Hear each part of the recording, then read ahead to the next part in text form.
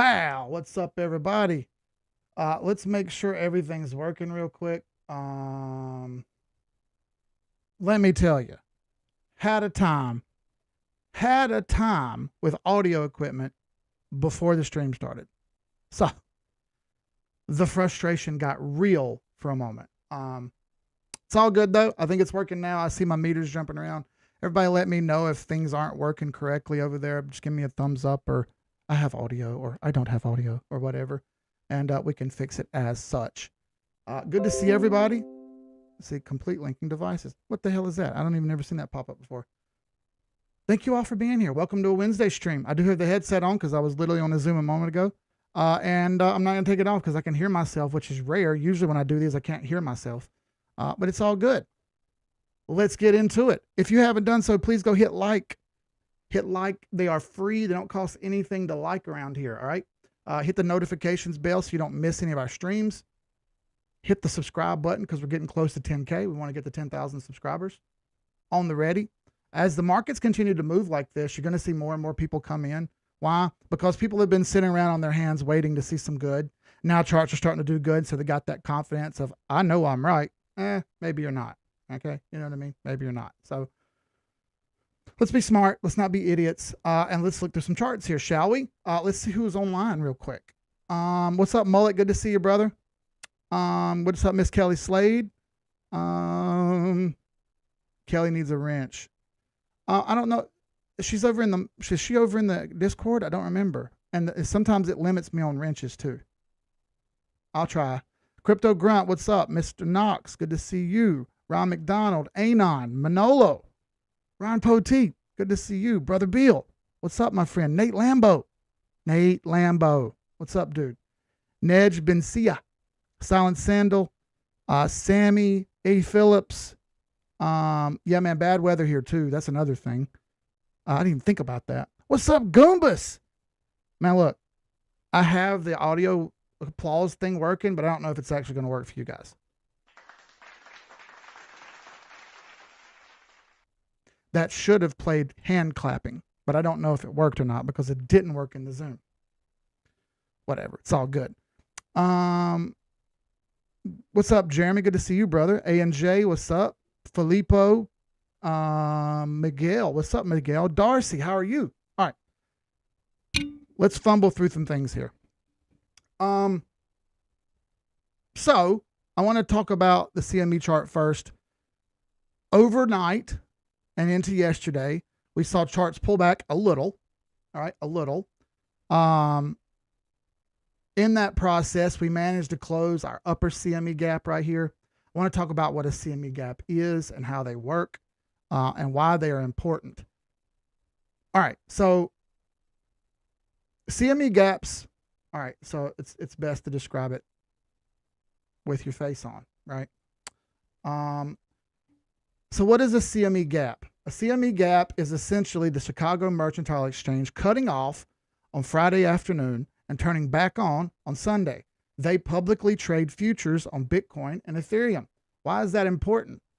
Well, because their markets close for a couple days while Bitcoin and Ethereum continue to run.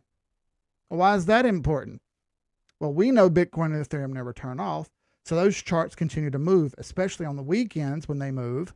The CME chart doesn't move, and then when it reopens on Sunday, there's a gap in the chart, and that gap is evident when we look here on our chart. That yellow box right there represents the gap that formed on a Friday afternoon, okay? And then on Sunday afternoon, when the markets reopened, they opened much, much higher. All right, as you see, there was a gap left in the chart from the price action over that weekend.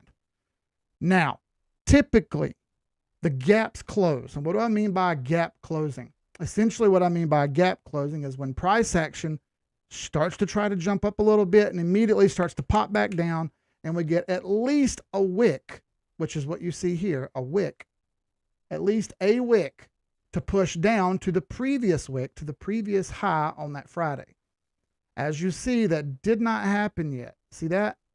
There's a space in between the green candle and the red candle wicks that never connected to each other. All right. These close about 80% of the time. Probably wondering, What other gaps exist on this chart? Well, there are a few. This one that you're looking at, we had one from this last weekend. That was right here. Right there. As you see, it was very, very tiny. And that gap closed within about a day. Now we have another gap above the price right here. See that? That never quite closed. That gap needs to close.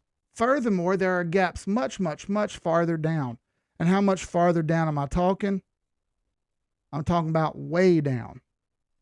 Way down. All the way down here to $9,700.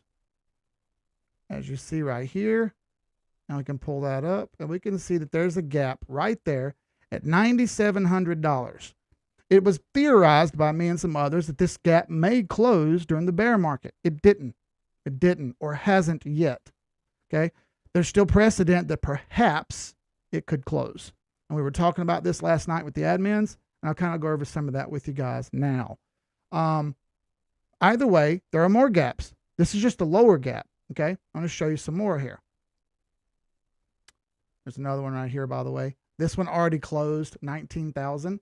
There was a gap to 19,000. Obviously, you know the price went all the way down to 15. You can see gap closed. Perfect. There was a gap right here from 24,000. As you see, gap closed. Gap here at, what is this, 33,000. Gap closed on this wick. Now we have gaps in the other direction on the way back down. We have one here at roughly 34,000 to 35,000. Another gap here up to about 28,000. Not too far away from the price that we're at now, is it? Okay. It's interestingly enough that these prices happen to line up with fib levels as well. In the previous bear market, 2019, before halvening, all right, I'll pull the fibs here so you can see. Previously, I'm going to roll back to 2019 for a moment. That's just, I wanted to talk to you about CME gaps. That's what CME gaps are. So I'm going to roll back here to 2019 for a moment. I'm going to pull up this historical chart with all these lines on it to do so.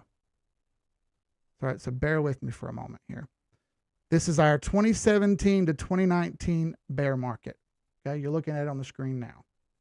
From the top to the bottom, we pull the fib on it. We stalled out in 2019 before the bull market ever happened. In 2019, we ran all the way up to 786 in the summer before halvening. This is the year before halvening, only we're in winter right now. We still have another 6 to 7 months to go to complete this move in this cycle. Where would that lay us out if we did the same move now? All right. This is all speculative. However, if we were to move up to the levels that we moved up to in 2019, that would put us up around $50,000 for Bitcoin. And that would do it somewhere around June, July, August. All right. Maybe possibly. Tough to say. It depends on these fibs. And honestly, it looks like that may happen in June or July. Perhaps around July 4th holiday. There are two different levels to think of here, though, okay? I think it's more based on support and resistance, because if you look back, you can kind of see this thing run into some resistance here and get clogged up and then push one more time for the top level. Well, we have a similar thing here, okay? We have resistance to run into right here. All right, that's the 618 golden pocket area around 40,000. That's our first possibility that very well could be a high time frame likelihood in 2019 this year. Next is our 886, 786 level. That's the same as the other, but you'll see there's a bit more resistance here this time. You have this level plus this level that it'll have to try to push through. And I'm not sure it can make it through both of those levels. And again, these vertical lines that you see are just timeline markers. They're what I use to mark the timeline out throughout the history of Bitcoin cycles. They've been extremely accurate so far, within a week or two accuracy. And as you see, they've played out again this way. We haven't got our midway retrace yet. We still need some sort of retrace in here. I'm not sure when that happens or how much of it it's going to give us, but something would be better than nothing. Either way, it's a bit premature. This usually doesn't happen until after March and in through the summer. And I'll give you the 2019 example again here. You see, this is March when it really starts to run up. All right. And if we go back in history a bit here, you'll see that, excuse me, this is all the way back in, let's see, right around April where it runs up. And this one doesn't run up near as aggressively in 2019. As you see, it barely moved up, but it did move up in the summer. I'm not sure on the numbers how much we will move up each time. This one only did about a 236. So do we get something similar this time? Do we stop about where we're at now? Well, these are all really important questions because we're sitting right there at the 236 now. That 236 fib is still right there. Now we have broken trend, and we do have a lot of room left on the indicators for this thing to continue to run up if we would like. As you see, the daily indicators are sky high. This indicates that we could roll over and play dead for a little bit before we make that summer run up. It's interesting to watch.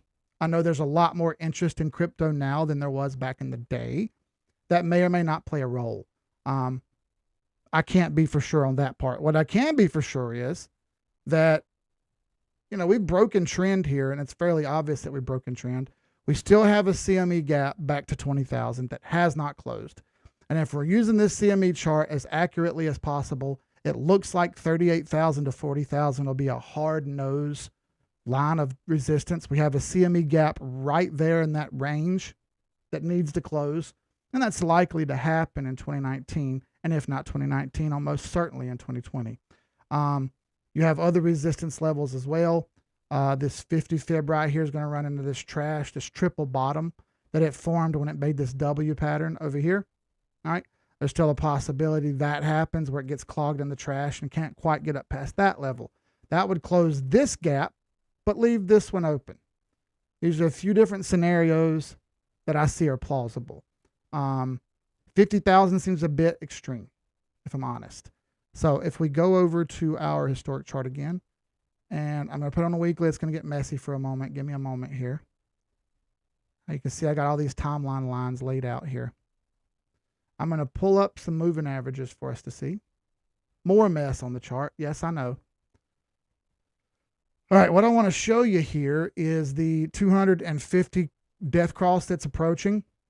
Right, that's going to be a hard barrier to break. That's not going to fall easy. Price action typically doesn't push through these very well. We still may get a little bit of up here beforehand and then a rollover and then perhaps a test of 20K like I'm wanting to see, something like that. And then we can have a chance to bounce up and move up through the summer. Some level over there. I'm not exactly sure where. We'll see. Tough call to make, I know. But nonetheless, hard barriers to break right here around the 200 moving average. We've never been under it for this long before, okay? And this kind of presents the idea that perhaps we don't get as big a summer move in 2019 as we thought, okay? I'm just leaving this out there. That being said, if we can break through these by summer, where we're destined to get up here to these levels, 32,000, 40,000. They're just mathematical levels. That'll also be about where the 100 moving average starts to slow down and quit. This doesn't mean everything will make this move. I was just talking to another gentleman about this. Very well possible that we don't move as far with altcoins. I want to give you some historical precedent real quick. If we go back and look at everybody's favorite, Ripple coin, because it's important to look at Ripple coin. Oh, excuse me, face is itching. Let's take these moving averages off, and we'll take these fibs off first. I want to show you the old ones. This is the previous bull run, previous bear run, bear market. All right, after the peak, you had this really gnarly fall. In that 2019 time, right, the same measurement that we took on Bitcoin a moment ago that showed a 786 upward retrace. What's much different here for XRP? Look what it did in 2019. Hardly anything. It barely made it to the 236 and stopped. Well, that's what Bitcoin is already over. It's already over the 236. That's summer 2019. Right? Now, if we put that same translation to the chart that we have now for XRP, and we do the same math, 236 is about 45 cents. Well, wouldn't that suck? Wouldn't that hurt everybody's feelings if it just didn't do very much at all? And then it rolled over and quit and played dead until 2020? Because that's likely what's going to happen. And like I said before, XRP kind of played hard in the 2019 move. It had a worse back end than most, but Binance coin actually had a harder back end back here, and so did Litecoin. They had very hard, and Chainlink. They had a very hard back end of 2019 into 2020, right? So this was all 2019 into 2020 here. Some assets didn't have it this hard, right? Some of them did better. VET was one of them that did better. Either way, there's precedent that some of these alts don't move as far. And I'll give you an example of Link here. Link outperformed everything in 2019. And I'll show you what I'm talking about. Here is 2019, same time frame where you saw Bitcoin go to 786. June, July 2019, this thing broke the 50 fib, pushed through the golden pocket, through Sniper's Alley where you might have thought it was going to stop, but that was only spring, and pushed farther into the summer into our second take profit line at 1414. Link outperformed everything last bear market in June. Right? And then that was only the precursor to the bull market that then made an even harder uptrend. Now, I'm not saying that Link's going to do that again. That's a bit overestimating the move, I think. So, similar setup here. Now we're still stuck under, waiting to see what happens here. I have a position in Link. I reduced part of it this morning, and then charts bounce back up. However, I think there may be some more failure left here. So I'm not trying to get cute with this. I think we may have a lull period for a couple of days and perhaps get into a bit of a retrace. Still holding on to some trend lines though. Either way, if we get anything like that on Link, that would be amazing. But as you see, we haven't even broken out of this 236 range yet. Still under trend, still trapped. So curious as well, just like you guys are, of how long this is going to take. It's a tough call. This thing broke trend back then and really moved well afterwards. It stayed above trend and performed extremely well. And it hasn't done that this time. It stayed down pretty darn heavily. Either way, it's what I wanted to show everyone with some historical precedent here and show you kind of what I was seeing. And as a bigger, broader overview, how the gaps are going to help predict where we're going and show you some of the moves. Now let me go to Bitcoin daily on the CME real quick, and I'll show you what the thumbnail was. There we go. This is the 200 moving average. The 200 moving average, well, I'll explain this a little better. The red line you see right here is the 200-day moving average, okay? 200-day moving average is like a strong magnet for the chart. Any chart for that particular matter. Doesn't matter what chart it is. It's kind of a strong magnet. So you've seen a lot of assets jump over this 200 moving average and move a little higher. In fact, Bitcoin tether pairing is already over the 200 moving average. Now, it's not, I'm sorry, Nick. It's not the same point on the chart. It's the same price, but not the same point on the chart. Interesting to see that it's having a hard time breaking the 200 where other assets pushed right on through this. Even the tether chart pushed right on through it. It's almost as if the CME chart's a little bit more consistent. So if this can't break this barrier here of the 200 moving average, we're going to roll back over and head back toward that CME gap, because that CME gap also happens to be at support right here, right? You have support from the previous high over here that it could come back and rest on. Kind of what I'm expecting to happen here, all right? These other little gaps cleared up. I can erase them. That was low time frame gaps that I was showing. You see how tiny they are in comparison to the bigger moves that are going on. Secondarily, it looks as though we've broken the main trend line here and kind of retested it. I don't know if we're going to get a one-day retest, a week-long retest, or what. That's kind of crystal balling it. But I can definitely tell that she doesn't want to hold up here. It appears as though it wants to slow down a little bit. We look at all of our indicators. RSI still topped way out. I just don't know how sustainable this is, holding up here overbought this long. A reset to the 50 fib, the 50 level on the RSI would be nice. Haven't had that happen yet, and that would take several days to play out as well, unless it just gave you, one big fuck you candle. MACD, same situation, where it kind of came up, and it looks as though we've got a good bit of divergence between blue and orange here. MACD stands for moving average convergence, divergence, and as you see, they haven't converged all the way since December 31st. So we're going on a month now without any convergence at all, only divergence. That's not going to last. You would assume that comes back to earth. We go down to 4 hour, where we've been kind of monitoring the RSI and stuff. You do have a bit of a trend to follow here. All right, perhaps this thing plays its way out and gets down to this 50 line where it hasn't quite gotten to yet and makes a bounce. That's a possibility. That would probably still be above the main trend line. All right, 4 hour MACD, similar situation, but a similar situation as the RSI, but still over the midline. And there's still a possibility we get another move up, right? Another move up. We'll have to watch and see. These indicators aren't very much help right now. The confluence that we get from these have been a little bit hit and miss. We're starting to see that high time frame is mattering a little bit more. On the 4 hour, you also see that it's already jumped back over the 8 EMA after bouncing off the 21. Still trying its best to hang on. It only danced around in the wait a minute zone. It never failed and told you to sell. It barely hung on to that trend line, but it hung on. Good price action to ride if that's what you were looking to do. So let me answer some questions real fast. 25K then reversal is a full possibility, letters and digits. Brian Caffeine, I hear CVD is red except on Binance, meaning manipulation. Yeah, everything's manipulated. I never worry about the word manipulation. Literally everything in your entire world is manipulated.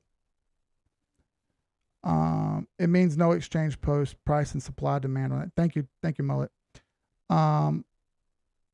Let's see. Afternoon Assassins. Good to see you, Nick. Anon Horse Trader. What's up, brother? Good to see you. What does it mean by 2019 and 2023? Those are the years of cycling from halvening, ANJ. That's what I've been talking about. So the 2019 was the year previous to halvening. 2023 is a year previous to halvening. I'm curious to see if price action plays out the way it has every single pre-halvening.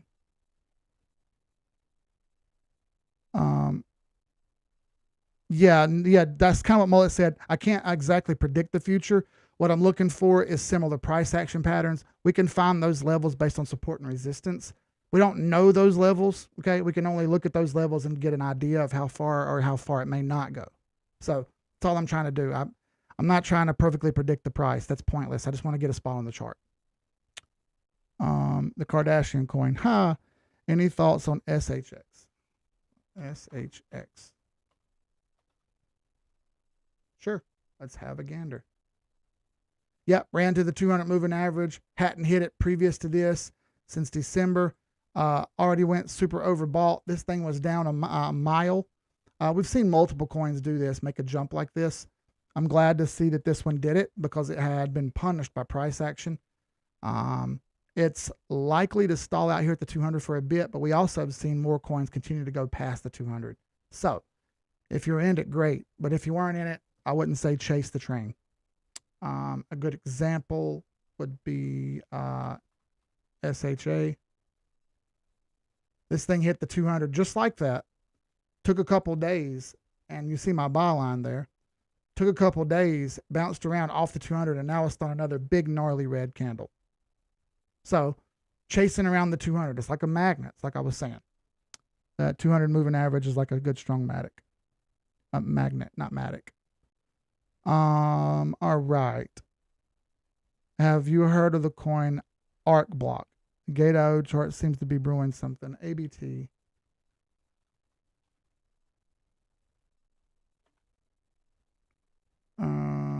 Well, we'll go with the chart with the most data. Yeah. Okay. So this one appears to be trying to break trend here, but not quite done it just yet. You do have an 821 cross and a move toward the, you don't even have a 200 moving average here. RSI is not quite topped out. Yes, may have a little bit more room to run. Sure. We can pull a fib on it. This is Coinbase I'm using because it's not on KuCoin and I don't trust Gate.io charts. So it's over 236. Yeah, 13.4 and then 15 cent makes sense if it can get above this trend line, which it looks like it wants to do. It looks like it wants to do that. LCX. We're going to have a, by the way, we'll have a question and answer in the Discord after this. Haven't created the event yet because I've been busy. But yeah, look at here. This one's shooting up right now, as a matter of fact, LCX. Over the 200, you see what I mean? How they can pop over the 200 and then really get running.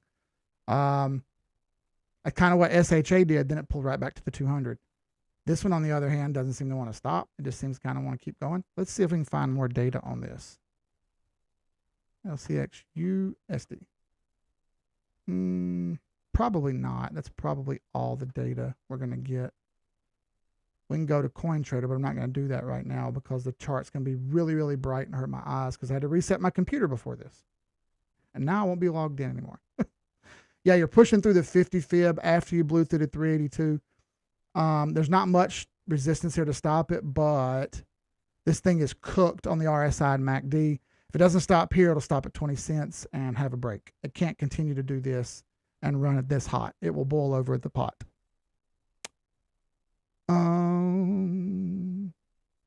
Let's look at Phantom.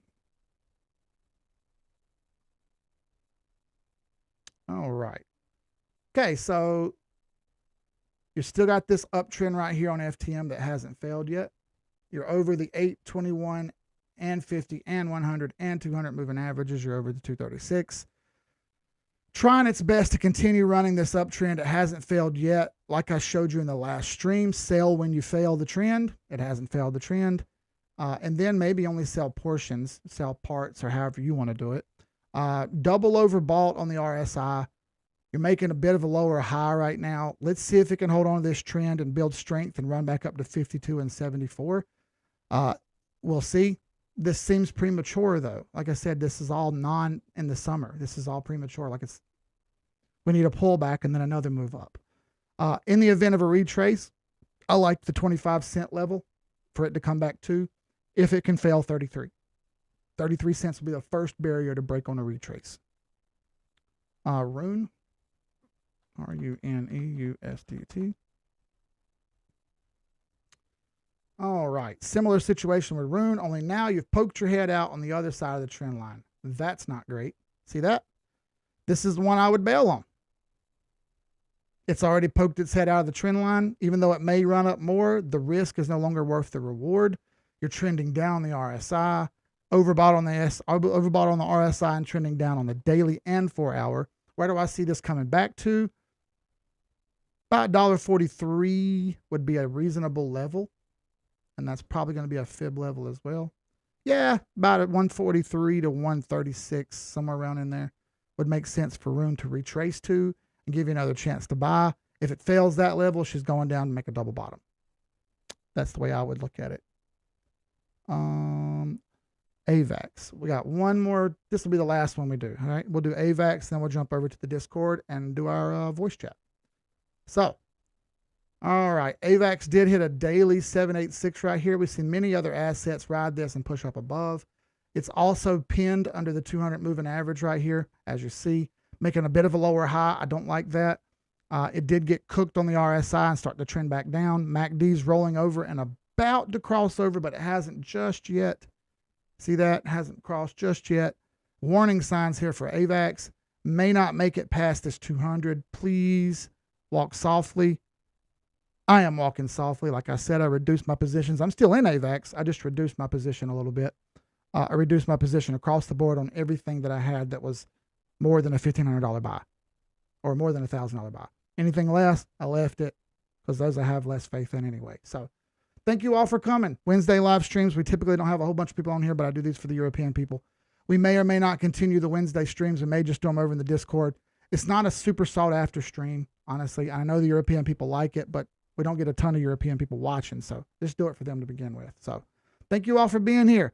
I'll leave y'all with this. 2 quotes. Make the best of your todays, the worst of your tomorrows. All right? That's the words of Jay-Z. Make the best of your todays, the worst of your tomorrows. And lastly, in the words of the late, great, notorious B.I.G., y'all could have been anywhere in the world. You chose to be here with me. I appreciate that. Thank you all. I'll see y'all over in the Discord. Y'all be good. Sky's the limit. Peace. Live stream tomorrow.